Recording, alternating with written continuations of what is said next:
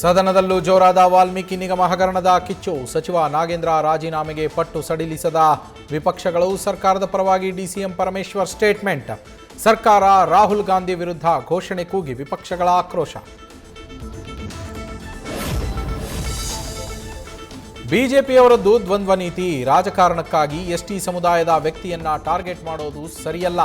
ಸಚಿವ ನಾಗೇಂದ್ರ ಬೆನ್ನಿಗೆ ನಿಂತ ಕೆಪಿಸಿಸಿ ಅಧ್ಯಕ್ಷ ಬಿಕೆ ಹರಿಪ್ರಸಾದ್.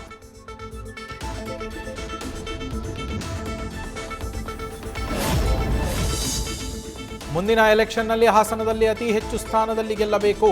8 ಕ್ಷೇತ್ರಗಳ ಪೈಕಿ 7 ಕ್ಷೇತ್ರ ಗೆಲ್ಲೋದಕ್ಕೆ ದಳಪತಿಗಳ ರಣತಂತ್ರ. ಭದ್ರಕೋಟೆಯ ಮೇಲೆ ಮತ್ತಷ್ಟು ಹಿಡಿತಕ್ಕೆ ಎಚ್ಡಿಕೆ ರೇವಣ್ಣ ಮಾಸ್ಟರ್ ಪ್ಲಾನ್.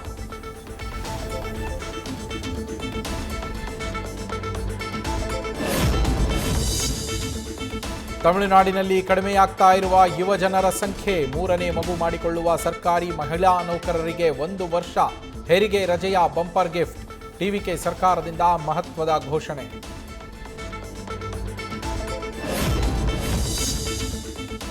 ಇಂಧನ ಉಳಿತಾಯಕ್ಕೆ ಬಿಜೆಪಿ ಶಾಸಕನ ವಿಭಿನ್ನ ಅಭಿಯಾನ. ಸೈಕಲ್ ಸವಾರಿ ಜೊತೆ ಪರಿಸರ ಸಂರಕ್ಷಣೆಗಾಗಿ ಲಕ್ಷ ವೃಕ್ಷ ಕ್ಯಾಂಪೇನ್. 100 ಸೈಕಲ್ಗಳನ್ನು ಉಚಿತವಾಗಿ ವಿತರಿಸಿದ ಜಮಖಂಡಿ ಶಾಸಕ ಜಗದೀಶ್ ಗುಳಗುಂಟಿ.